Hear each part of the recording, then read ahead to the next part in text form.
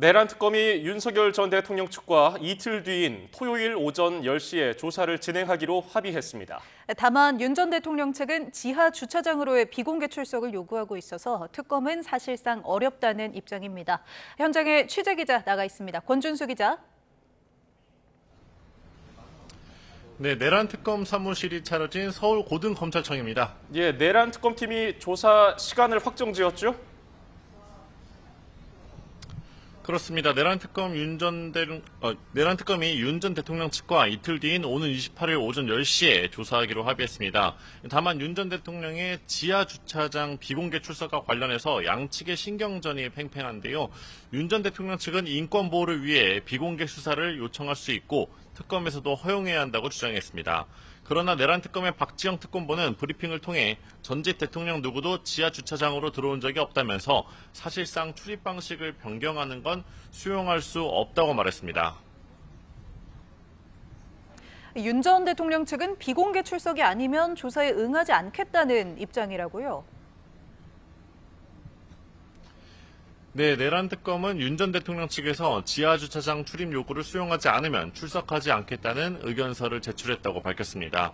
윤 전 대통령 측도 YTN과의 통화에서 오는 28일 일단 서울 고검청사로 가지만 지하 출입료를 개방해야 올라갈 거라며 입장을 굽히지 않았습니다. 특검은 체포영장을 재청구할 수 있다는 가능성도 내비쳤는데요. 지하 출입이 아닐 경우 출석할 수 없다는 건 사실상 출석 조사를 거부하는 거라며 형사소송법에 따른 절차를 검토할 수밖에 없다고 설명했습니다. 또 특검법에선 수사 과정을 공개할 수 있도록 했다면서 소환 조사가 이뤄지길 바란다고 강조했습니다. 조사실과 관련해선 일반 조사실을 활용할 거라며 윤 전 대통령의 경호 인력이 대기할 장소도 마련 중이라고 덧붙였습니다. 예, 그런가 하면은 다시 구속된 김용현 전 국방부 장관, 오늘 내란 혐의 재판이 계속 진행 중이죠?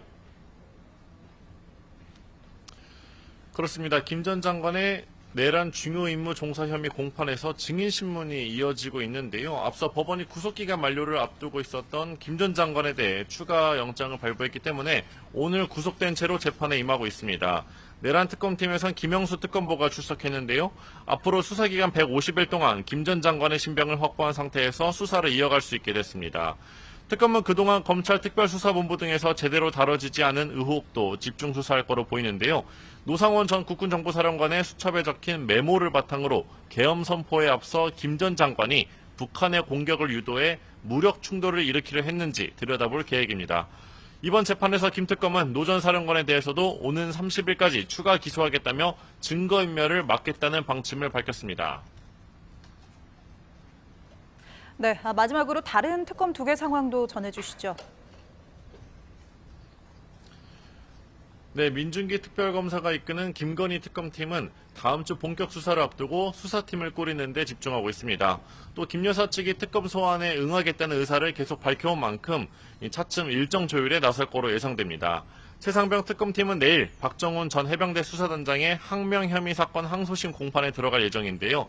이명현 특별검사는 오늘 출근길에 취재진과 만나 명령이 정당하지 않으면 항명이 될 수 없다며 박 전 단장에 대한 항소 취하 가능성을 시사했습니다. 지금까지 서울 고검에서 YTN 권준수입니다.